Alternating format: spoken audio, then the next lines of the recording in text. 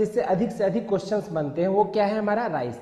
Rice यानी कि धान जो है एक सबसे महत्वपूर्ण फसल है। ठीक, तो इसके बारे में हम लोग आज के लेक्चर में डिस्कस करने वाले हैं। इसी तरह से फिर हम लोग मेजर जो 4 से 5 सीरियल्स हैं, ऐसे अनाज के फसल हैं, जैसे धान हो गया, गेहूं, मक्का, गन्ना, ये भी है। ठीक है, उसके बाद आलू, इस तरह के जो 4-5 फसल हैं जिससे अधिक क्वेश्चन पूछे जाते हैं उनको हम लोग थोड़ा डिटेल में डिस्कस करने वाले हैं। ठीक है, तो आज के जो टॉपिक है उसमें हम लोग डिस्कस करने वाले हैं राइस के बारे में। राइस का यानी कि ओराइजा सटाइवा, इसका 2n कितना होता है 24। तो ये जो गुणसूत्र संख्या आप देख रहे हो बच्चों 2n = 24, इसमें आपको क्या समझना है कि कौन सी फसल कैसी है, जैसे 2 गुणित है, 4 गुणित है, 5 गुणित है, 6 गुणित है, इस तरीके से। तो जो ये हमारा राइस की बात हो रही है तो इसमें क्या हो जाएगा 2n = हम लोग कर सकते हैं 2x = 24 कर सकते हैं। ठीक, तो x कितना हो जाएगा हमारा 12, यानी कि जो इसकी मूल गुणसूत्र संख्या जो होता है, मूल क्रोमोसोम नंबर अगर एग्जाम में आता है तो मूल क्रोमोसोम नंबर जो होगा वो कितना हो जाएगा 12 हो जाएगा।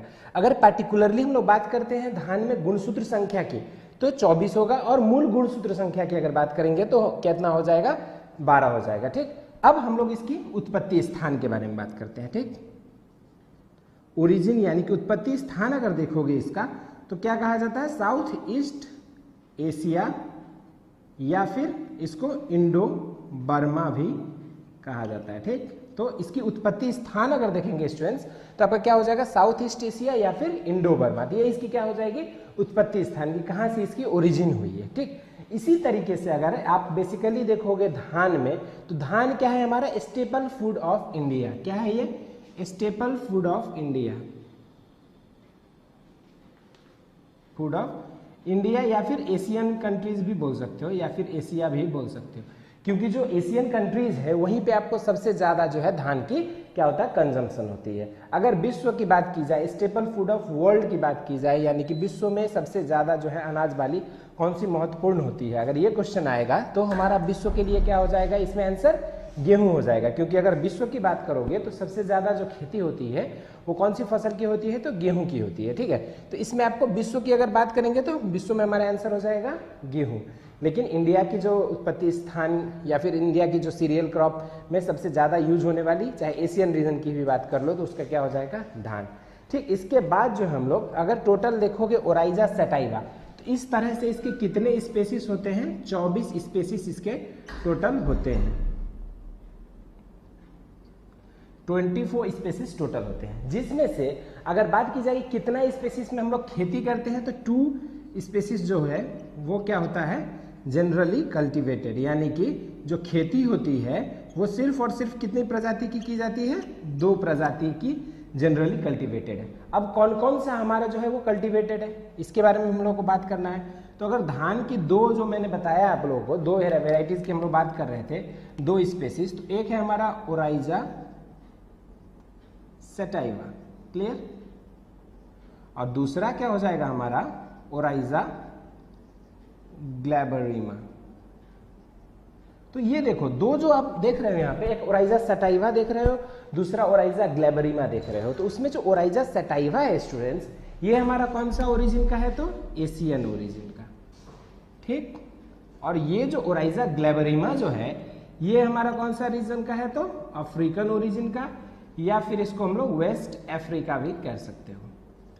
ठीक है, तो ये जो इस तरह से आपको जो है ओरिजिन स्पेस वाइज जो है धान के बारे में हमने बताया कि ओराइजा सटाइवा जो है वो एशियन रीजन के लिए हो गया, और ओराइजा ग्लैबरिमा जो है वो हमारा अफ्रीकन रीजन या फिर वेस्ट अफ्रीका के लिए हो गया।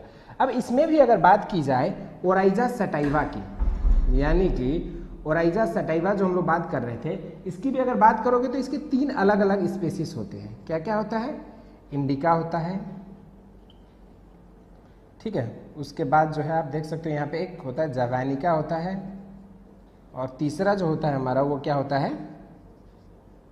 जैपोनिका होता है। क्लियर, अब देखो इंडिका, यहाँ आपको नाम में ही क्या दिया हुआ है इंडिका, तो इंडिका यानी कि इसकी जो उत्पत्ति स्थान होगा ये क्या हो जाएगा इंडिया, या फिर एशियन रीजन के हिसाब से इंडियन रीजन का ये। और ये जो इसकी जो होती है पौधे जो होते हैं वो कैसे होते हैं, टॉल एंड इरेस्पॉन्सिव। देखो यहाँ पे 2 वर्ड आपको देखने को मिल रहा है, एक है हमारा टॉल और दूसरा है इरेस्पॉन्सिव। देखो टॉल मतलब क्या होता है, जो भी गन्ने सॉरी जो भी धान की जो प्रजाति हमारी ये ओराइजा इंडिका होती थी, तो ये कैसे होते थे, तो लंबे लंबे पौधे होते थे। जैसे अगर पार्टिकुलरली हम लोग बात करेंगे, अगर इंडिया की बात करोगे, तो जो इंडिया भारत में जो पहले प्रचलित किस्में थी, जो भी वेराइटीज पहले जो ग्रो हो रही थी, वो कैसी होती थी, लंबी लंबी प्रजातियां होती थी। और उनमें किस चीज की हमें समस्या देखने को मिलता था, क्रॉप लॉजिंग की। जैसे ही क्रॉप लॉजिंग मतलब क्या होता था कि जैसे आंधी तूफान आया तो वो क्या होता था, जब वो फसल क्या होता था, झुक जाता था नीचे, जिसके कारण से जो है अनाज की वृद्धि विकास में भी हमें क्या हो जाता था, कम मिलती थी। तो ये सारी चीजें जो है इंडिका में हम लोग को देखने को मिलता था। अगला जो है हमारा वो क्या है, जवैनिका। जवैनिका मतलब क्या हो जाएगा, तो ये जावा रीजन, जावा रीजन जो हम लोग कहते हैं, और इसको हम लोग बालू राइस भी कहते हैं, बालू राइस भी कहा जाता है, ठीक। और ये जो होता है जवैनिका, ये कैसा होता है, तो वाइल्ड फॉर्म ऑफ राइस होते हैं, ठीक है। ध्यान से इन सब पॉइंट्स को आप नोट करो, ठीक, वाइल्ड फॉर्म ऑफ राइस। क्योंकि धान की जितने भी पॉइंट्स आज की लेक्चर में या आज और कल के लेक्चर में आप जितने भी क्वेश्चंस करोगे, इसके बाद क्या होगा कि जितने भी आप यूजी से पीजी लेवल के क्वेश्चंस भी जितने भी एंट्रेंस के आते हैं, वो सारी आप राइस क्रॉप से कर पाओगे। तो इसलिए इसको थोड़ा ध्यान से ध्यान दो। चलो, उसके बाद जो जैपोनिका है, ये कहाँ पर है, तो जापान।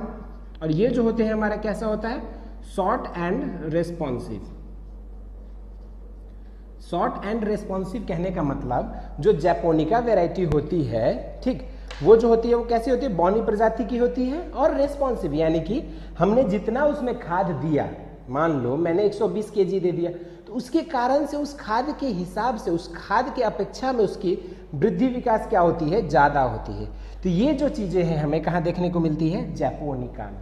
तो जैपोनिका जो है जापान रीजन बोल सकते हो, ये शॉर्ट एंड रेस्पॉन्सिव नेचर का होता है, ठीक। इस तरीके से आपको जो है चारों स्पेसिस, ओराइजा सटाइवा, ओराइजा के तीनों बारे में बता दिया मैंने।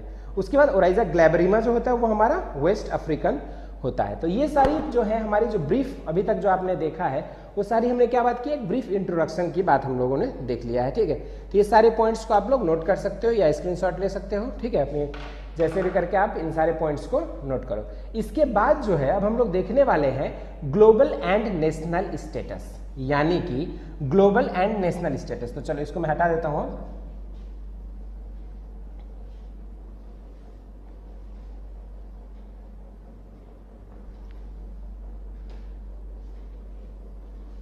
अब जो है हम लोग देखने वाले हैं ग्लोबल एंड नेशनल स्टेटस, ठीक।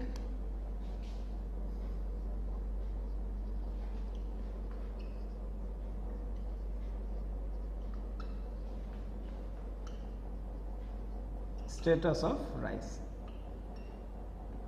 तो ग्लोबल और नेशनल, तो देखो हम लोग ये जितने भी चीजें हम लोग देखेंगे वो तीन अलग अलग एस्पेक्ट्स में हम लोग देखने वाले हैं, ठीक। एक है हमारा एरिया, यानी कि क्या होता है, क्षेत्रफल, ठीक। उसके बाद जो है उत्पादन, और उसके बाद जो है हमारा ये तीसरा जो पॉइंट होगा वो होगा हमारा प्रोडक्टिविटी, यानी कि उत्पादकता, ठीक है। अब देखो ये तीन चीजों के मतलब क्या हुआ कि सबसे पहले अगर आपको क्वेश्चन में आए कि सबसे ज्यादा धान की खेती कहाँ होती है, ध्यान दो, सबसे ज्यादा धान की खेती कहाँ होती है। तो स्टूडेंट्स अगर आपको क्वेश्चन आए सबसे ज्यादा धान की खेती कहाँ होती है, तो हमें क्या देखना है, एरिया। ये नहीं कि उत्पादन सबसे ज्यादा कहाँ होती है।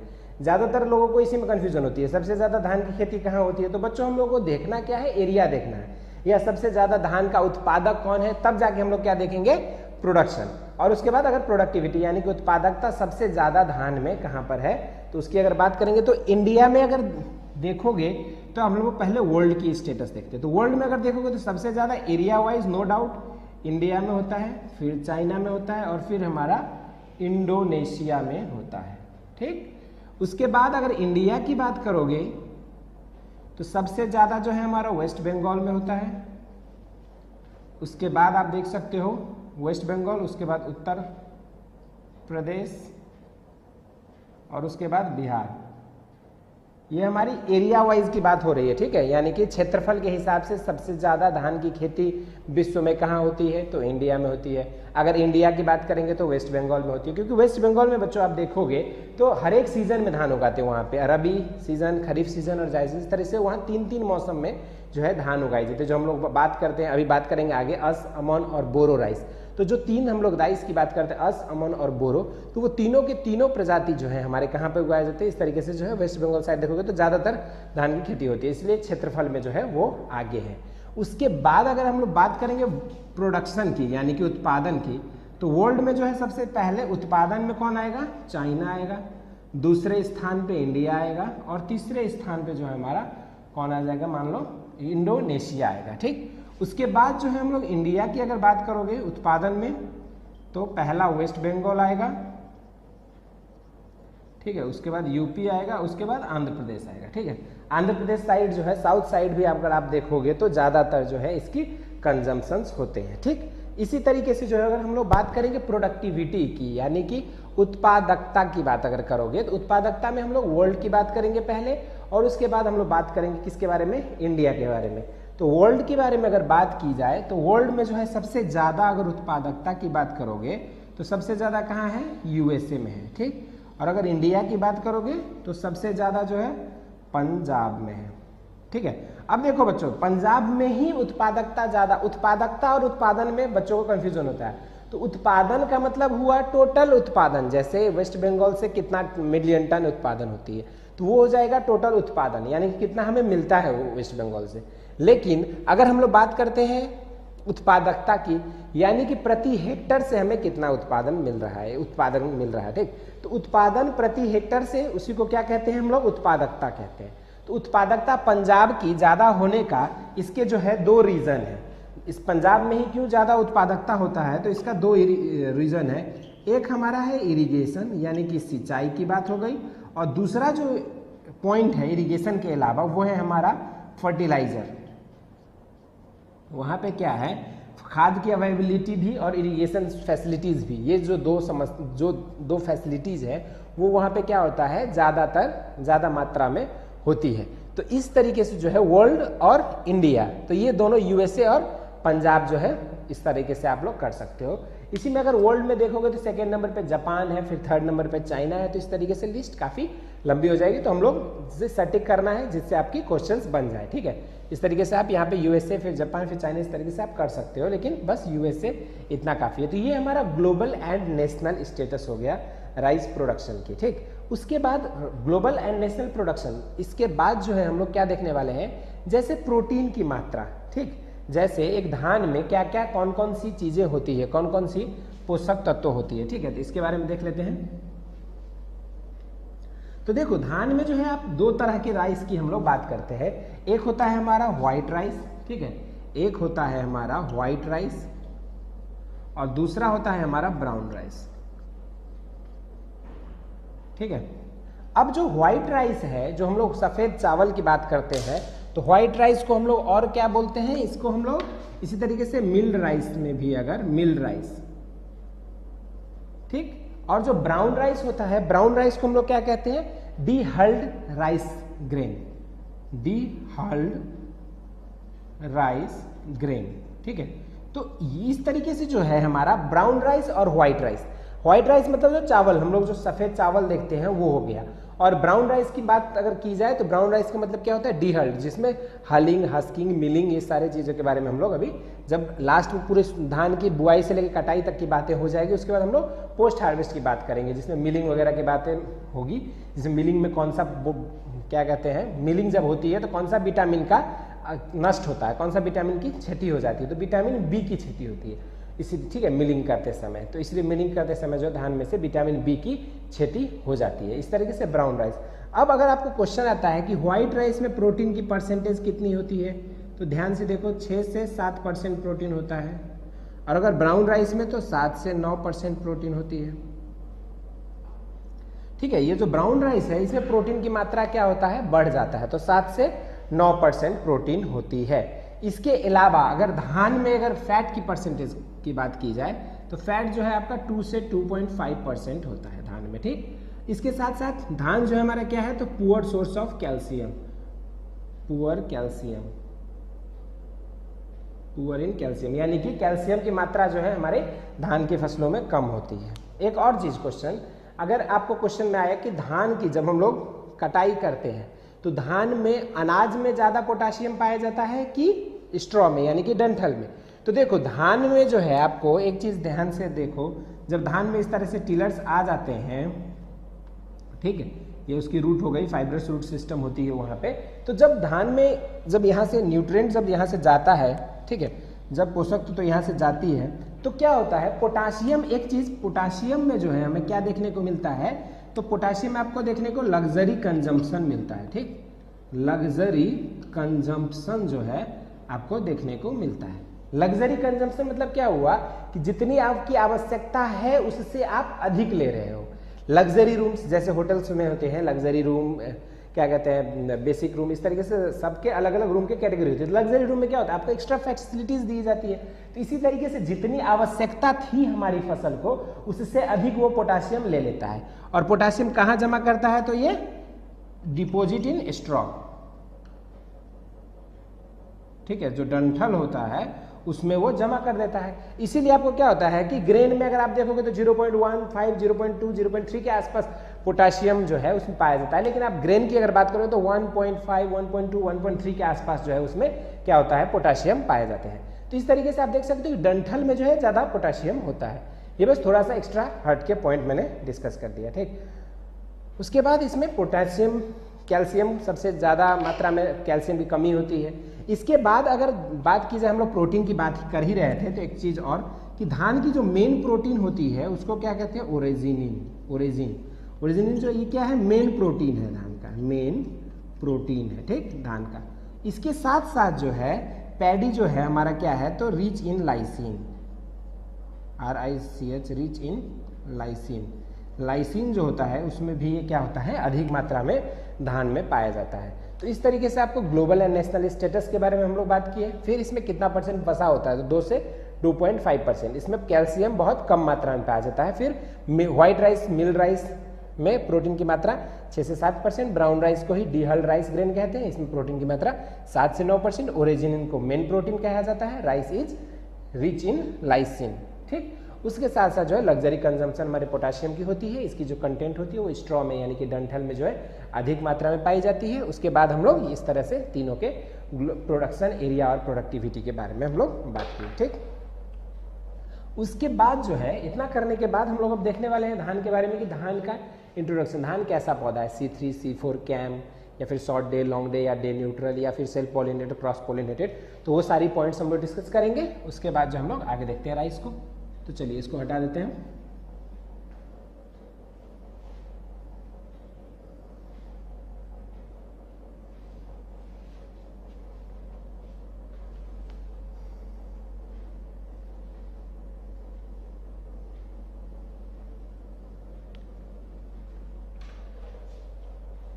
चलो अब हम लोग बात करते हैं राइस की, ठीक। राइस जो है हमारा कैसा प्लांट है, तो C3 प्लांट है, ठीक। उसके साथ साथ ये हमारा कैसा है, तो सेल्फ पॉलिनेटेड प्लांट है, ठीक। उसके साथ तीसरा पॉइंट जो है, धान हमारा C3 सेल्फ पॉलिनेटेड, और उसके बाद शॉर्ट डे प्लांट है, ठीक, शॉर्ट डे प्लांट है ये। और इसकी जो जर्मिनेशन की अगर हम लोग बात करते हैं, अंकुरण की, तो इसमें कौन सा होता है, हाइपोजियल, इसका मतलब अधोभूमिक जो अंकुरण होता है, हाइपोजियल जर्मिनेशन। अब देखो 1 by 1 हम लोग हर टर्म के बारे में डिस्कस करेंगे, क्योंकि जो भी बच्चे अभी जो है जुड़े हैं, नए बच्चे जो जुड़े हैं, काफ़ी जो बच्चे पुराने अटेंड कर चुके हैं क्लास, उनकी लगभग कोर्सेज कंप्लीट हो चुकी है, आप वो रिवीजन स्टार्ट कर सकते हो। और जो बच्चे नए जुड़े हैं उनके लिए हम लोग बेसिक से फिर से शुरुआत की है, तो जो आप रिवीजन भी आपकी हो जाएगी, और जो बच्चे लेट से जुड़े हैं उनकी शुरुआत से भी सिलेबस उनकी कवर हो जाए, इसलिए उद्देश्य से ऐसा किया गया है।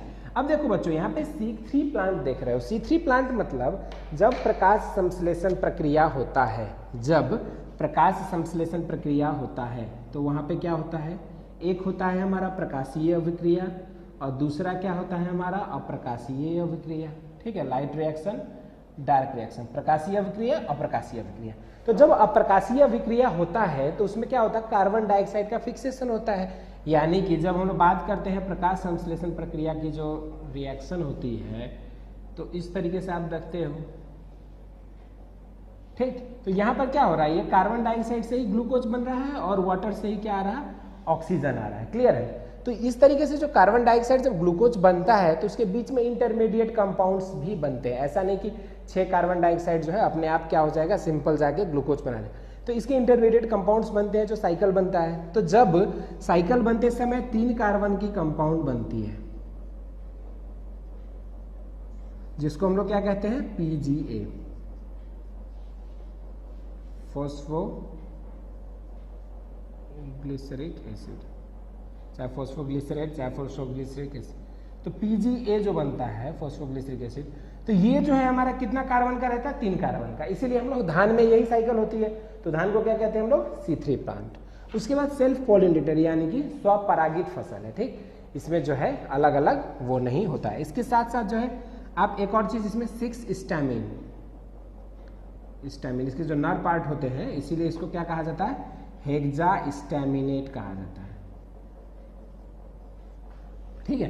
तो 6 स्टैमिन हो गया और अगला हेक्सा स्टैमिनेट भी इसको कहा जाता है। उसके बाद इसके साथ साथ इसको हाइपोजियल जर्मिनेशन भी होता है। हाइपोजियल मतलब अधोभूमिक अंकुरण, ठीक, अधोभूमिक अंकुरण। अब अंकुरण जब होता है तो जैसे मान लो एक बीज है तो इसकी ऊपर वाली पार्ट या फिर नीचे वाली पार्ट, तो इस तरीके से जब यहाँ पे नीचे वाली पार्ट आएगा तो इसी को क्या कहा जाता है, हाइपोजियल, और जब ऊपर वाला पार्ट आता है उसको क्या कहा जाता है, एपीजियल, ठीक। इसके साथ साथ अगर आप देखोगे तो कोई भी एक, मान लो एक हम लोग सीड की एग्जांपल लेते तो जो ऊपर के पार्ट जाता है, ऊपर के पार्ट, इसको हम लोग क्या कहते हैं, इसको जो है ऊपर वाली जो पार्ट होती है उसको क्या कहा जाता है, कोलियोप्टाइल, जो कि बाद में किसमें, स्टीम में डेवलप होता है या फिर सूट में बोल सकते हो, एबव ग्राउंड पार्ट्स में जाता है ना, तो इसलिए इसको कोलियोप्टाइल में या फिर इसको सूट में बोल सकते हो। इसी तरीके से जो है हमारा जो नीचे वाला जो पार्ट होता है, ठीक है, जो नीचे वाला ग्राउंड पार्ट्स होता है मान लो, तो उसको हम लोग क्या कहते हैं, कोलियोराइजा, जो कि बाद में डेवलप किस में होता है, रूट में डेवलप होता है, ठीक है। तो इस तरीके से जो है नीचे वाली जो पार्ट होती है उसको कोलियोराइजा कहते हैं, जो कि बाद में रूट में डेवलप होता है, ऊपर वाला पार्ट जो कोलियोप्टाइल, जो कि बाद में स्टीम में डेवलप होता है। इसलिए ये सारी चीजें बता दे रहे हैं आपको, क्योंकि छोटी छोटी 2-4 क्वेश्चंस क्या होता है कि बायोलॉजिकल टर्म्स है ये सब, ठीक है, लेकिन क्या होता है एग्रीकल्चर में आपको बायोलॉजी से भी एक आध क्वेश्चंस आ जाते हैं, तो इसलिए कॉमन टर्म्स इस तरह के आप लोगों को डिस्कस करा दिया जा रहा है। उसके साथ साथ हम लोग देख रहे हैं स्टैमिन। स्टैमिन मतलब क्या होता है, जो मेल पार्ट का जो इस तरह से आप प्लांट की बात करते हैं तो जो नर पुष्प जो रहता है जहाँ पे एंथर यानी कि पोलन ग्रेन यानी कि पराग के कण लगे रहते हैं, उसकी जो फिलामेंट और स्टैमिन उसी को कहा जाता है ना, तो वो कितने होते हैं, इसमें 6 होते हैं, तो इसीलिए इसको हेक्सा स्टैमिनेट। ये भी क्वेश्चन काफी इंपॉर्टेंट है कि how many stamen are present in rice crop, तो इसकी बात अगर हो जाएगा तो इसको हम लोग क्या कहेंगे, हेक्सा स्टैमिनेट, यानी कि 6 स्टैमिन उसमें उपस्थित पाया जाता है, ठीक। उसके बाद आप देख रहे हो यहाँ पे एक शॉर्ट डे प्लांट, एक टर्म है यहाँ पे आप देख सकते हो, शॉर्ट डे प्लांट, ठीक। अब ध्यान से देखो, शॉर्ट डे मतलब जिसको धूप की आवश्यकता कम चाहिए होती है, जिसको धूप की अवधि कम चाहिए उसको क्या कहेंगे हम लोग, शॉर्ट डे प्लांट, ठीक। तो शॉर्ट डे प्लांट मतलब ऐसे पौधे जिनको धूप की आवश्यकता कम है, यानी कि इसको हम लोग क्या कह सकते हैं, लघु दिवसीय पौधे, लघु दिवसीय पौधे।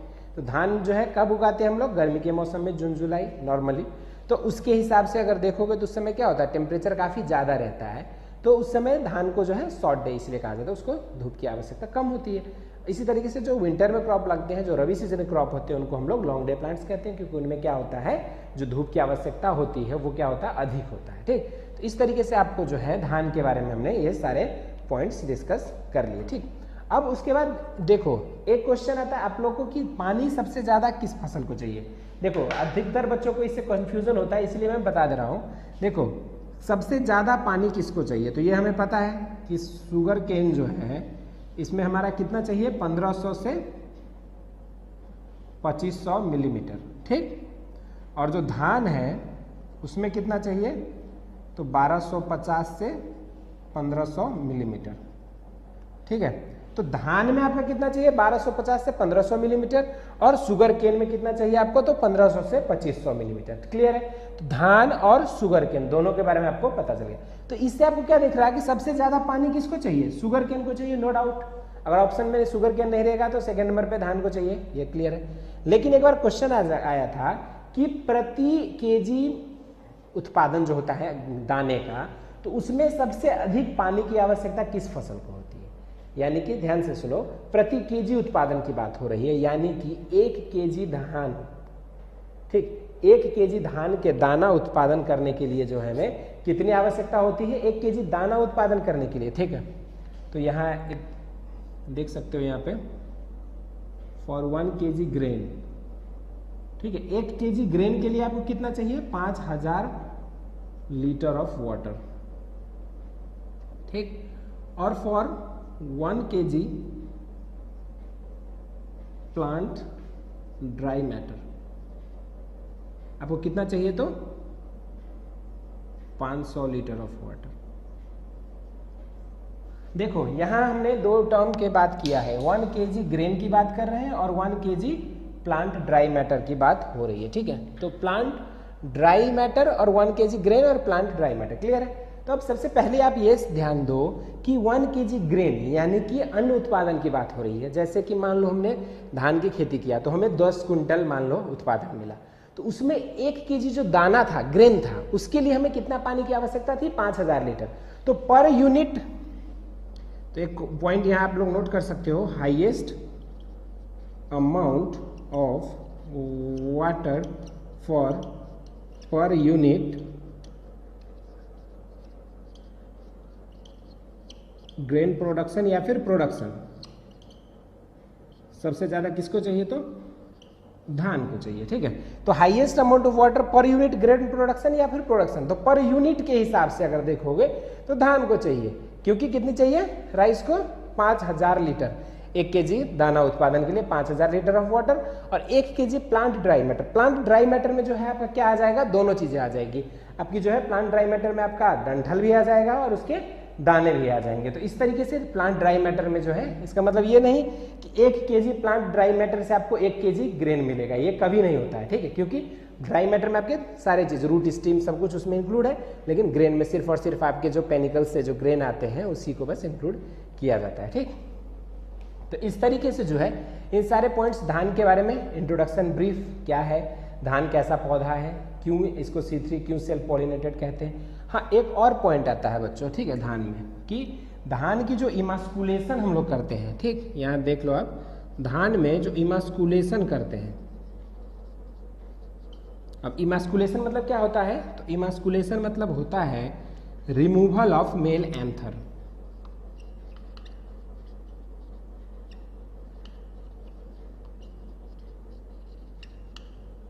रिमूवल ऑफ एंथर भी कर सकते हो, जो एंथर मतलब जैसे आप फ्लावर की बात करते हो तो वहां पे इस तरीके से लगे रहते हैं ना,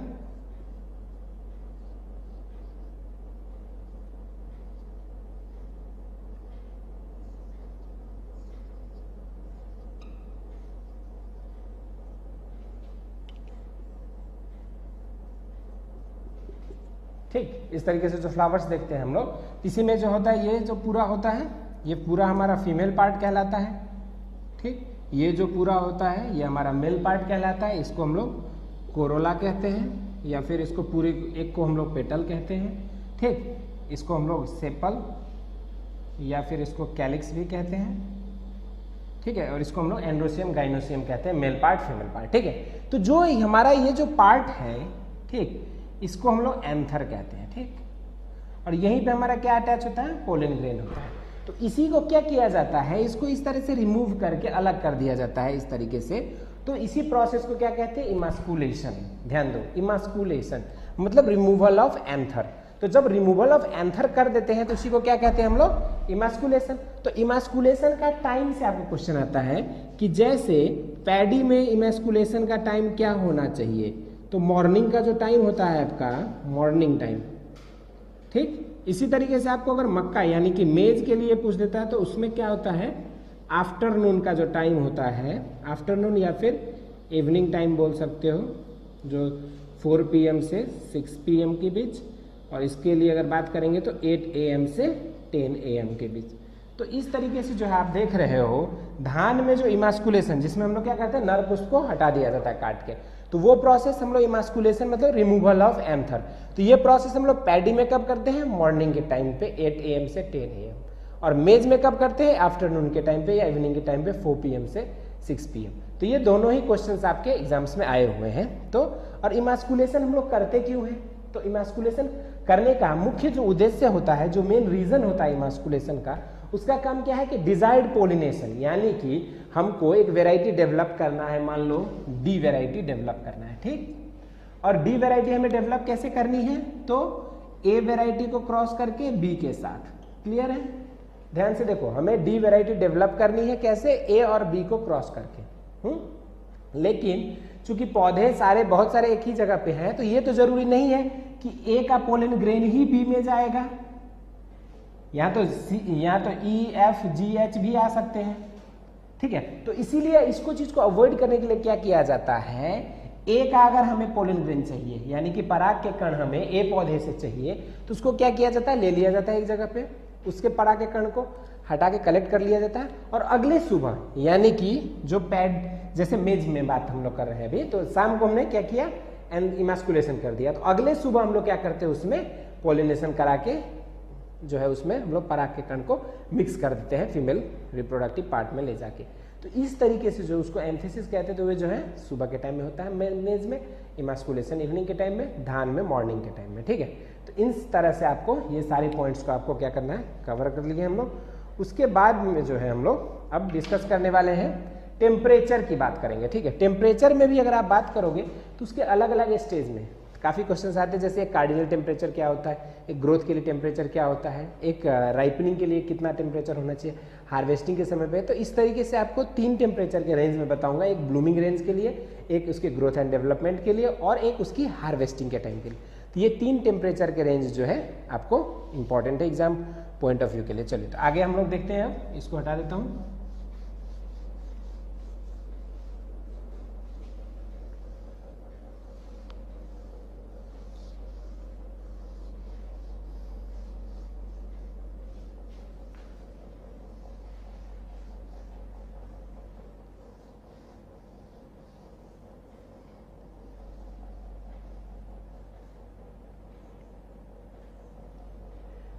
चलिए अब आगे हम लोग देखते हैं कि धान की जो फ्रूट की टाइप होती है,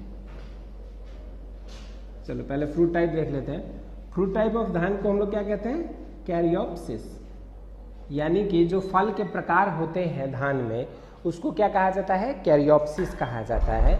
और जो कैरियोप्सिस की जो बात करते हैं हम लोग, धान की दाना की बात हो रही है, ग्रेन की बात हो रही है, तो उसको हम लोग कैरियोप्सिस कहते हैं। लेकिन इसमें क्या होता है, लेमा प्लस पेलिया, ये दोनों उसको क्या करते हैं, सराउंड करते हैं, जिसको हम लोग कंबाइनली क्या कहते हैं, हल, ठीक। तो देखो एक टर्म आपको मैंने बताया, सबसे पहले जो फल की प्रकार यानी कि फ्रूट की जो टाइप होती है उसको कैरियोप्सिस कहते हैं, पहला पॉइंट क्लियर हो गया। उसके बाद उसकी जो इनक्लोज्ड बाय, जो कैरियोप्सिस रहता है वो किस चीज से इनक्लोज रहता है, लेमा एंड पेलिया से इनक्लोज रहता है। और उस लेमा एंड पेलिया को कंबाइनली अगर बात किया जाए तो उसको क्या कहा जाता है, हल कहा जाता है। तो इस तरीके से जो आपको फ्रूट की टाइप को कैरियोप्सिस कहते हैं, लेमा एंड पेलिया से वो सराउंडिंग रहता है, और उसको कंबाइनली जो है उसको हल कहा जाता है। उसके बाद हम लोग बात कर रहे थे टेम्परेचर की। तो देखो बच्चों, एवरेज टेम्परेचर की अगर बात कर रहे हैं हम लोग धान की ग्रोथ के लिए, तो 21 से जो 37 डिग्री तापमान होती है, ये एक एवरेज टेम्परेचर जो है पौधे को ग्रोथ एंड डेवलपमेंट के लिए चाहिए। उसके बाद हम लोग बात करते हैं ब्लूमिंग टेम्परेचर। ब्लूमिंग मतलब क्या होता है कि जब उसमें फूल खिलते चाहे जब वो वेजिटेटिव स्टेज से हमारा रिप्रोडक्टिव स्टेज में जब जाता है, तो ब्लूमिंग की तापमान की अगर बात करेंगे हम लोग, तो कितना इसमें चाहिए होता है, 26.5 से लेके जो है 29.5 डिग्री सेंटीग्रेड की आवश्यकता होती है, ठीक है। ये हमारा ब्लूमिंग का टेम्परेचर हो गया। उसके बाद हम लोग बात करते हैं राइपनिंग की बात करेंगे। राइपनिंग यानी कि फल पकते समय, तो राइपनिंग की जो टेम्परेचर होती है, राइपनिंग का जो हमारा टेम्परेचर होता है, राइपनिंग का टेम्परेचर कितना होता है हमारा, 20 से आपकी 25 डिग्री सेंटीग्रेड, ठीक है। तो ये अलग अलग स्टेज पे, जैसे औसत तापमान कितनी आवश्यकता होती है धान की खेती के लिए, अगर क्वेश्चन आए तो 21 से 37 डिग्री की आवश्यकता होती है। ब्लूमिंग के लिए कितना था, तो 26.5 से 29.5 डिग्री सेंटीग्रेड की आवश्यकता होती है। उसके बाद हार्वेस्टिंग यानी कि राइपनिंग के समय पर तो जो है 20 से 25 डिग्री। ठीक है, तो ये हमारी एक एवरेज रिक्वायरमेंट हो गई पैडी के क्रॉप की। उसके बाद अगर हम लोग बात करेंगे धान कैसे रीजन में ग्रो हो सकती है, रीजन में, तो ये हमारा लो लैंड में भी ग्रो होता है और अपलैंड में भी ग्रो होता है। ठीक, क्लियर। अब लो लैंड की अगर हम लोग बात करते हैं तो लो लैंड में ज्यादातर जो खेती होती है वो हमारा कैसा खेती होती है, तो ट्रांसप्लांटिंग खेती होती है। ट्रांसप्लांटिंग मतलब इसमें पहले नर्सरी तैयार किया जाता है, उसके पौधे तैयार किए जाते हैं, फिर उसको क्या किया जाता है, नर्सरी से ले जाके उसको खेतों में लगाया जाता है। तो ये चीजें जो है हमारी किस में हो जाएगी, लो लैंड ट्रांसप्लांटिंग में। अपलैंड में जो होता है वहां पे डायरेक्ट सीडेड राइस ज्यादातर कॉमन होती है। उसके बाद अगर क्लाइमेट की हम लोग बात करेंगे कि कैसा क्लाइमेट चाहिए, तो hot and humid climate is required, यानी कि धान की जो खेती होती है उसके लिए कैसे जलवायु की आवश्यकता होती है, तो हॉट एंड क्या कहते हैं, ह्यूमिड क्लाइमेट की आवश्यकता होती है। ठीक, अब उसके बाद जो है इसी तरीके से क्रॉप सीजन के आधार पे, ठीक है, यानी कि जो फसल के जो सीजन है उसके आधार पे क्या किया गया है, फसलों को अलग अलग ग्रुप में बांटा गया है। जैसे आप देखते हो अस, अमन और बोरो। ठीक है, और कई बार आपको जो है इनकी बुआई का समय या कटाई का समय, या अस राइस को और क्या बोलते हैं, अमन राइस का दूसरा नाम क्या है। ठीक है, तो इस तरह के जो है क्वेश्चंस आपको आ सकते हैं, तो उसको हम लोग पहले इसके बाद देखते हैं। ठीक है, तो ये आपकी एवरेज टेम्परेचर हो गई, इसको नोट कर लो। फिर लो लैंड कंडीशन, अपलैंड कंडीशंस क्या होती है। लो लैंड मतलब जहाँ पे पानी की थोड़ा अच्छा सुविधा होती है, जहाँ पे पानी लगी हुई रहती है, तो वैसे कंडीशंस में हम लोग ट्रांसप्लांटिंग विधि से धान की खेती करते हैं। और जो अपलैंड रीजन होती है, जो ऊपरी भूमि में, तो वहाँ पे हम लोग डायरेक्ट सीड राइस करके क्या करते हैं, धान की खेती की जाती है। उसके साथ साथ अगर क्लाइमेट की बात करेंगे तो हॉट एंड ह्यूमिड क्लाइमेट जो होता है वो ज़्यादातर उपयुक्त होता है हमारा धान खेती के लिए। ठीक, अब अगला हम लोग देखेंगे इसको क्रॉप सीजन के हिसाब से जो है किस तरह से इसको अलग अलग भागों में बांटा गया है। ठीक है, तो अगर हम लोग देखते हैं क्रॉप सीजन की बात अगर करें, ठीक, तो क्रॉप सीजन के हिसाब से अगर देखोगे, क्रॉप सीजन के हिसाब से, तो पहला हम लोग देखते हैं खरीफ राइस, जो सबसे मतलब इंडिया में कॉमन होता है।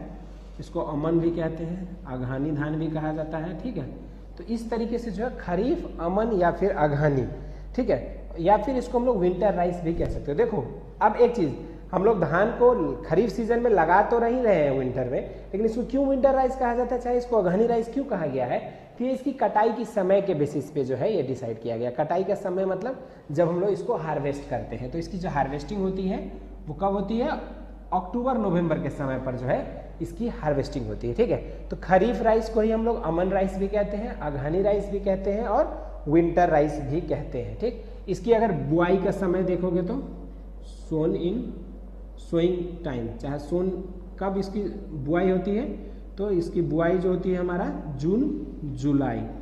ठीक, अब इसके हार्वेस्ट यानी कि कटाई कब होती है, हार्वेस्टेड यानी कि कटाई, तो कटाई जो होती है आप देख सकते हो अक्टूबर या फिर नवंबर में। ठीक, अक्टूबर नवंबर इसलिए, यानी मान लो अगर आपकी जो फसल है उसकी अवधि के हिसाब से, जैसे मान लो 120 दिन का है तो अक्टूबर में कट जाएगा, थोड़ा सा लेट से अगर बुआई हुआ है तो नवंबर में काटेंगे। तो इसलिए जो है एक ये अप्रॉक्स टाइम आपको दिया गया है, जून जुलाई, और इसकी कटाई का समय अक्टूबर नवंबर। ठीक, अगला जो है हमारा वो राइस हमारा क्या है, समर राइस बोल सकते हैं इसको। समर राइस को ही हम लोग क्या बोल सकते हैं, इसको हम लोग बोल सकते हैं बोरो राइस। अब बोरो राइस जो है ये नाम पार्टिकुलरली हम लोग कहाँ देते हैं, वेस्ट बंगाल में दिया जाता है, और इसी को हम लोग डलुआ धान भी कहते हैं, कहाँ पर, उड़ीसा में। तो अगर पार्टिकुलरली अगर उड़ीसा की हम लोग बात करें तो इसको डलुआ धान भी कहा जाता है। ठीक, और अगर हम लोग बात करें कि क्या कहते हैं बोरो राइस, तो इसको हम लोग वेस्ट बंगाल में कहते हैं, यानी कि पश्चिम बंगाल में जो है समर राइस को ही बोरो राइस कहा जाता है, और इसी को हम लोग उड़ीसा में क्या होता है, डलुआ राइस। तो इसलिए कंफ्यूज मत होना, अगर आपको एग्जाम में आ गया कि बुआई के समय डलुआ धान का बुआई का समय क्या है, तो चाहे वो डलुआ धान का हो या फिर बोरो धान का हो, है सोनो सेम, बस उसके अलग अलग स्टेट्स में उसके अलग अलग नेम्स दे दिए गए हैं। तो इसका जो बुआई का समय होगा वो क्या होगा, नवंबर से जो होता है दिसंबर के समय पर इसकी बुआई की जाती है। ठीक, उसके बाद इसको हटा देते हैं। जो इसकी बुआई का समय होता है समर राइस, ठीक है। और वेस्ट बंगाल साइड क्या होता है, इसकी धान के 3 जो है सीजन में इसके फसल लिए जाते हैं। तो इसका जो बुआई का समय हो जाएगा समर राइस का क्या हो जाएगा, नवंबर दिसंबर। और इसकी जो हार्वेस्टिंग का टाइम होता है वो क्या हो जाएगा, फिर हार्वेस्टेड कब हो गई, तो मार्च और अप्रैल में। जो हमारा रबी सीजन की बात जो करते हैं, रबी सीजन की जो क्रॉप होती है वो भी इसी तरह से हार्वेस्ट किया जाता है। तो इसकी जो हार्वेस्टिंग टाइम हो जाएगी वो क्या हो जाएगी, मार्च से अप्रैल के बीच में। उसके बाद जो तीसरा हम लोग धान देखते हैं वो क्या होता है हमारा, अस धान, अस राइस, इसी को हम लोग ऑटम राइस भी कहते हैं। अब देखो ये जो ऑटम राइस या फिर अस राइस जो इसको कहा गया है, तो इसका बुआई का समय क्या हो जाएगा, इधर आप हार्वेस्ट कर रहे हो मार्च अप्रैल में, तो इसकी बुआई का समय क्या हो जाएगा, बढ़ जाएगा, तो अप्रैल मई में। तो इसका जो बुआई का समय होगा वो क्या हो जाएगा, अप्रैल मई में। ठीक, अब इसकी जो हार्वेस्टिंग टाइम हो जाएगी उसके बाद फिर 4 महीने आप जोड़ सकते हो। तो जो इसकी हार्वेस्टिंग टाइम हो जाएगी वो क्या हो जाएगी, अगस्त और सितंबर। ठीक है, तो आपको दोनों ही टाइम आपको बता दिया गया है, इसकी बुआई का समय क्या होता है, इसकी कटाई का समय क्या होता है, इसके अलग अलग नाम क्या होते हैं। अगर आपके ऑप्शंस में बुआई का समय अगहनी धान का क्या होता है, तो आपको पता है जून जुलाई, या फिर खरीफ धान का क्या होता है, अमन धान का क्या होता है। और भारत में सबसे ज़्यादा जो नॉर्दर्न स्टेट्स की बात करें, उत्तरी भारत में जो उत्तर प्रदेश, बिहार, छत्तीसगढ़ की बात करें, तो इन सब एरियाज में जो है हम लोग ज़्यादातर कौन सी धान उगाते हैं हम लोग, तो खरीफ राइस। एक और चीज़, छत्तीसगढ़ को जो है bowl of rice state known as bowl of rice, यानी कि जो धान का कटोरा जो है ये किसको कहा जाता है, स्टेट में अगर देखोगे तो छत्तीसगढ़ को कहते हैं। ठीक है, और अगर यहाँ यूपी में अगर बात की जाए तो धान की कटोरा किस जगह को कहा जाता है, चंदौली ब्लॉक को जो है क्या कहा जाता है, धान की कटोरा कहा जाता है उत्तर प्रदेश के लिए। लेकिन अगर state which is known as bowl of rice यानी कि धान का कटोरा, तो वो हमारा छत्तीसगढ़ होता है। ठीक है, तो इसमें कन्फ्यूजन मत होना, स्टेट के हिसाब से अगर तो छत्तीसगढ़, और रीजन के हिसाब से अगर बात करेंगे तो हम लोग क्या हो सकता है, तो चंदौली। ठीक, तो वो उत्तर प्रदेश के लिए हो गया। ठीक, उसके बाद जो है हम लोग अगर बात करेंगे कि धान की जो इन्फ्लोरेसेंस यानी कि जो पुष्पक्रम होती है, धान की जो पुष्पक्रम होती है, तो धान की जो इन्फ्लोरेसेंस होती है उसको क्या कहते हैं हम लोग, पेनिकल कहा जाता है। ठीक है, धान के इन्फ्लोरेसेंस को। इसी तरीके से धान का हालिंग परसेंटेज भी इंपॉर्टेंट पॉइंट है। हालिंग परसेंटेज जो होता है वो आपका 65 से 66% के आसपास जो है होता है। कई किताब में आपको 70-75% भी दिया हुआ है, तो इतनी ज़्यादा हाई तक नहीं, लेकिन 60 से 65-66 के परसेंटेज के रेंज में जो है हम लोग को क्या करना है, हालिंग प्रतिशत जो है धान की कितनी होती है, तो 65 से 66%। इसके बाद जो है हम लोग बात करते हैं किलर डिजीज, यानी कि धान में जो है किलर डिजीज किसको कहा जाता है, यानी कि किलर डिजीज ऑफ राइस। ठीक, किलर डिजीज ऑफ राइस की अगर हम लोग बात करते हैं तो किलर डिजीज ऑफ राइस कौन कौन से होते हैं, 2 डिजीज इसके जो है उनको किलर डिजीज कहा जाता है। एक क्या होता है हमारा बैक्टीरियल ब्लाइट, और दूसरा क्या होता है बैक्टीरियल ब्लाइट, और दूसरा होता है हमारा टुंगरो डिजीज, टुंगरो वायरस के कारण से जो होता है टुंगरो डिजीज। तो ये दोनों को जो है हम लोग क्या कहते हैं, किलर डिजीज ऑफ राइस, यानी कि किलर डिजीज ऑफ राइस किसको कहा जाता है, तो बैक्टीरियल ब्लाइट एंड टुंगरो वायरस, जो टुंगरो डिजीज होता है वो। ठीक, इसके बाद एक और डिजीज जो धान की, जो जिससे आपकी काफ़ी क्वेश्चंस आते हैं, वो है हमारा एक brown leaf spot. Brown leaf spot जो किसके कारण से होता है, तो फंगस के कारण से होता है, हेलमिन्थोस्पोरियम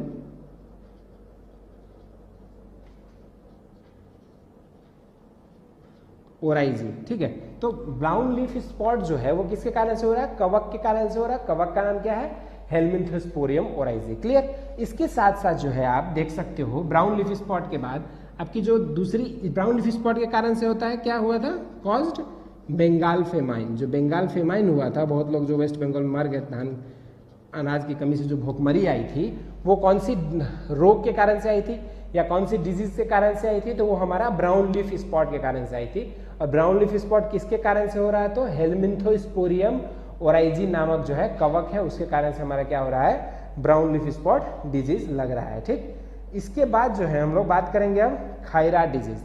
इसी तरीके से एक और धान में जो काफी क्वेश्चन जिससे आते हैं वो है हमारा खैरा डिजीज। तो चलो इसको हम लोग यहाँ देख लेते हैं, खैरा डिजीज। देखो सबसे पहला इंपॉर्टेंट पॉइंट जो खैरा डिजीज के बारे में है वो क्यों होता है, तो खैरा डिजीज जो होने का रीजन जो है वो क्या है हमारा, जिंक की कमी। यानी कि जो खैरा रोग होता है वो जो होता है वो किसके कारण से होता है, तो जिंक की कमी के कारण से होता है खैरा रोग। क्लियर। उसके बाद दूसरा पॉइंट, ये किसने सबसे पहली बार रिपोर्ट किया था, तो YL नेने साहब थे जिन्होंने इसको रिपोर्ट किया था। ठीक, इन्होंने कहाँ से रिपोर्ट किया था, GBPUAT पंतनगर। ठीक है, इन्होंने GBPUAT पंतनगर से जो है इसकी डिस्कवरी, पहली बार इन्होंने इसकी खोज किया था। ठीक, अब देखो पंतनगर से भी क्वेश्चन आपको काफी बार आता है कि सबसे पहला स्टेट क्या कहते हैं, एग्रीकल्चर यूनिवर्सिटी कौन सा है, तो गोविंद वल्लभ भाई पटेल यूनिवर्सिटी ऑफ एग्रीकल्चर। ये जो हमारा GBPUAT पंतनगर जो है ये हमारा क्या है, तो सबसे पहला एग्रीकल्चर यूनिवर्सिटी है। इस तरीके से सबसे पहला सेंट्रल एग्रीकल्चर यूनिवर्सिटी की अगर बात करते हैं, पहला केंद्रीय कृषि विश्वविद्यालय की, तो वो हमारा इम्फाल में स्थित है, जो सेंट्रल एग्रीकल्चर यूनिवर्सिटी इम्फाल। इस तरीके से अगर रिसर्च इंस्टीट्यूट की बात करेंगे तो इलाहाबाद एग्रीकल्चर इंस्टीट्यूट नहीं। ठीक है, तो इस तरीके से अब चलो जिंक सल्फेट, अब इसको हम लोग जो कमी होता है उसको ओवरकम करने के लिए क्या यूज करते हैं, तो जिंक सल्फेट इज यूज्ड। ठीक, अब जिंक सल्फेट में कितना परसेंट होता है, तो आपको पहले बताया था मैंने सॉइल साइंस के डिस्कशन में 33% के आसपास जो है इसमें जिंक पाई जाती है। अब अगर देखोगे जिंक सल्फेट की, तो @5 kg प्रति हेक्टर कब, और @25 kg प्रति हेक्टर कब देते हैं, और @0.5% का फोलियर स्प्रे कब करते हैं। ठीक है, तो अगर आप बात करोगे जिंक सल्फेट 5 kg प्रति हेक्टर के हिसाब से, तो जिंक सल्फेट कितना देता है, तो ये हम लोग कब करेंगे, नर्सरी अवस्था में, नर्सरी स्टेज में। ठीक, और जो 25 kg हम लोग कब करेंगे, तो सोइंग टाइम, जो बुआई का समय होता है सोइंग टाइम पे। और उसके बाद जो है 0.5 स्प्रे कब करेंगे, जब प्लांट हमारा डिफिशियंसी सिम्टम्स जब शो करेगा, यानी कि जब हमारे पौधे में इसके कमी दिखने लगेंगे, तब जाके हम लोग क्या करेंगे, 0.5% का फोलियर स्प्रे करेंगे। अगर हम लोग बुआई के समय यूज कर रहे हैं तो 25 kg प्रति हेक्टर के दर से। अगर हमें यूज करना है नर्सरी स्टेज पे, तो हम लोग क्या करेंगे, नर्सरी स्टेज पे इसको 5 kg प्रति हेक्टर के हिसाब से जिंक सल्फेट यूज करेंगे। जिंक सल्फेट में आपकी 33% के आसपास जिंक पाया जाता है। हम लोग मोनोहाइड्रेट वाले बात कर रहे हैं। ठीक, जिसको हम लोग H2O, इसमें फिर हेक्साहाइड्रेट होता है ZnSO4 और 6H2O, तो ये अलग अलग चीज़ें हैं वाटर ऑफ क्रिस्टलाइजेशन के बेसिस पे। तो चलिए आज जो है हम लोग इतना डिस्कस करने के बाद, अगर हम लोग नेक्स्ट जो टॉपिक आप देख रहे हो वो है कि धान की फसल उत्पादन की अगर हम लोग बात करते हैं, तो धान में नाइट्रोजन एक इम्पॉर्टेंट खाद है। नाइट्रोजन क्या है, एक महत्वपूर्ण खाद है। तो नाइट्रोजन जो है वो हमारा क्या होता है, 2 रूप में पाया जाता है। नाइट्रोजन की अगर हम लोग बात करते हैं तो 2 रूप में पाया जाता है। क्या क्या, NH4+ एमोनिकल और NO3- नाइट्रेट। तो अगर हम लोग बात करते हैं कि धान किस रूप में नाइट्रोजन को लेता है, तो पैडी प्रीफर्स दिस फॉर्म, यानी कि जो धान लेता है नाइट्रोजन वो इसी रूप में लेता है। यानी कि paddy prefers this form of nitrogen to take as a plant. ठीक, अपने यूज के लिए। क्यों, क्योंकि वहां पे कौन सी सिचुएशन रहती है, रिड्यूस्ड कंडीशन रहती है, रिड्यूस्ड कंडीशन रहती है। ठीक, तो रिड्यूस्ड कंडीशन रहती है, इसीलिए इसको क्या कहते हैं हम लोग, एमोनिकल। तो अगर एक क्वेश्चन आता है कि धान में, चलिए पहले इसको हम लोग हटा के फिर बाकी पॉइंट्स को देखते हैं। सबसे पहले एक क्वेश्चन आता है कि धान में किस रूप में नाइट्रोजन होता है, एमोनियम। ठीक, अगला क्वेश्चन कि धान में हम लोग खाद किस जोन में अप्लाई करते हैं। ठीक, तो रिड्यूस्ड जोन में, क्योंकि जो ऊपर रखने पे क्या होता है उसकी प्रॉपर कन्वर्जन नहीं हो पाती है, तो इसलिए इसको हम लोग कहाँ यूज करते हैं, रिड्यूस्ड जोन में यूज करते हैं। ठीक, चलो अब एक क्वेश्चन आया था कि धान में सबसे अधिक यूज होने वाला मोस्ट कॉमन नाइट्रोजनस खाद कौन सा है।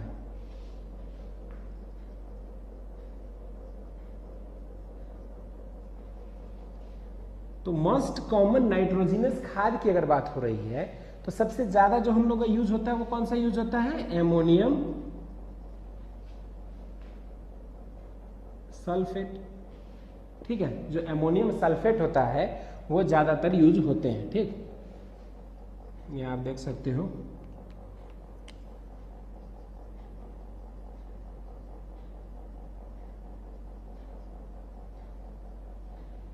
अमोनियम सल्फेट जो है वो क्या होता है, मोस्ट कॉमनली यूज्ड नाइट्रोजनस खाद जो होता है वो क्या होता है हमारा, एमोनियम सल्फेट। क्लियर। इसी तरीके से जो है अगला कि धान जो है हमारा कैसा, मतलब सॉइल, तो धान को जो है क्ले और clay loam soil is best.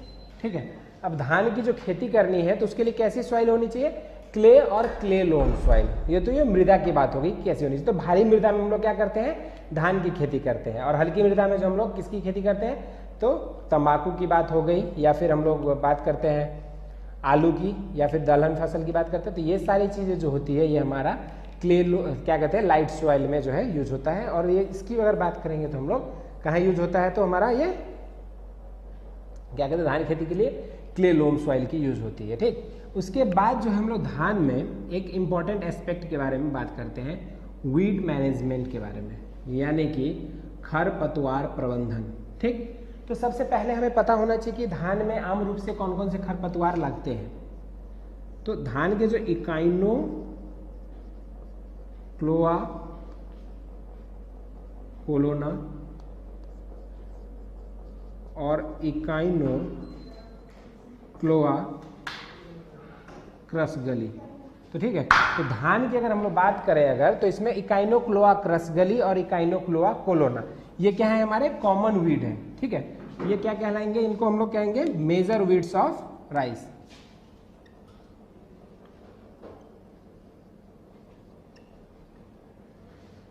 यानी कि जो धान की जो फसल है उसका सबसे महत्वपूर्ण जो खरपतवार है, मेजर वीड हमारा कौन सा है, तो इसका क्या कहेंगे, इकाइनोक्लोआ कोलोना या फिर इकाइनोक्लोआ क्रसगली।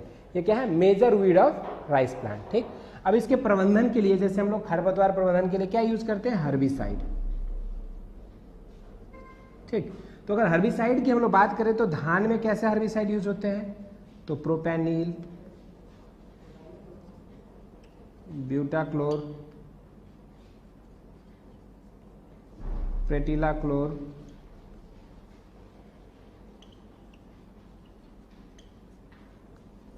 पेंडिमेंथलिन, ये सब क्या है, कुछ खरपतवार नाशी है, यानी कि कुछ हर्बिसाइड है, कुछ केमिकल फर्टिलाइजर्स है जिनका यूज क्या किया जाता है, अलग अलग क्या कहते हैं, खरपतवार प्रबंधन के लिए हम लोग यूज करते हैं। प्रोपेनिल, ब्यूटाक्लोर, प्रेटिलाक्लोर, पेंडिमेंथलिन। इसमें से जो हम लोग बात करेंगे प्रोपेनिल की, तो ये क्या है, वाइडली यूज्ड हर्बिसाइड। ठीक, यानी कि सबसे अधिक यूज होने वाला हर्बिसाइड कौन सा है, प्रोपेनिल, और ये इसका रेट कितना है, तो 3 kg एक्टिव इंग्रेडिएंट प्रति हेक्टर, यानी कि 3 kg एक्टिव इंग्रेडिएंट प्रति हेक्टर की दर से हम लोग क्या यूज करेंगे, प्रोपेनिल। और इसके कारण से क्या हो जाएगा, धान में जो है मुख्य रूप से जितने भी खर उनको नष्ट कर सकते हैं। ठीक, तो इकाइनोक्लोआ कोलोना और इकाइनोक्लोआ क्रसगली ये दोनों क्या है, महत्वपूर्ण खरपतवार है जो धान के फसल में लगते हैं। उसके लिए हम लोग जो हर्बिसाइड्स यूज करते हैं वो इस तरह से प्रोपेनिल, ब्यूटाक्लोर, प्रेटिलाक्लोर, पेंडिमेथलिन, ये सारे क्या है, कॉमन है। इनसे भी मोस्टली यूज्ड, वाइडली यूज, सबसे ज्यादा कॉमनली यूज जो है वो प्रोपेनिल होगा। उसकी रेट क्या है, तो 3 kg active ingredient per hectare. ये देखो यहाँ पे आप देख रहे हो AI, जो AI का मतलब क्या होता है, AI का मतलब होता है active ingredient. Active ingredient, active ingredient मतलब जैसे हम लोग बात करते हैं कोई भी, अगर आप चलो एक नॉर्मल हम लोग बात कर लेते हैं लासो, लासो मतलब क्या है, एलाक्लोर। चाहे हम लोग चलो चाहे कोई भी खाद की बात करोगे तो उसमें इस तरीके से 30 EC या फिर 50 WP, ठीक है, 60 G, इस तरह के टर्म्स जो हैं लिखे रहते हैं। कोई भी हम लोग जैसे खरपतवार नाशी की बात करते हैं तो इस तरह के टर्म्स उसमें लिखा रहता है। तो ये जो है टर्म्स आप देख रहे हो, EC, WP, ये, तो इसी का मतलब क्या होता है, इसी का मतलब होता है इमल्सिफाइबल कंसंट्रेट्स। ठीक, इमल्सिफाइबल कंसंट्रेट्स। ठीक, WP मतलब वेटेबल पाउडर, G मतलब क्या होता है, ग्रेन्यूल्स। तो ये सब क्या है, WP मतलब वेटेबल पाउडर। तो ये सब क्या है, तो अलग अलग फॉर्म है कि कौन सा खरपतवार नाशी जो है किस रूप में पाया जाता है। जैसे आप देखते हो मेडिसिन की, तो कुछ मेडिसिन क्या होता है, लिक्विड के फॉर्म में हम लोग यूज करते हैं, कुछ पाउडर के फॉर्म में, कुछ टैबलेट के फॉर्म में। तो इस तरीके से ये सब क्या है, अलग अलग रूप है किस तरह से जो कौन सी खरपतवार होती है। तो इस तरीके से इसके बारे में हम लोग डिस्कस कर लिए। चलो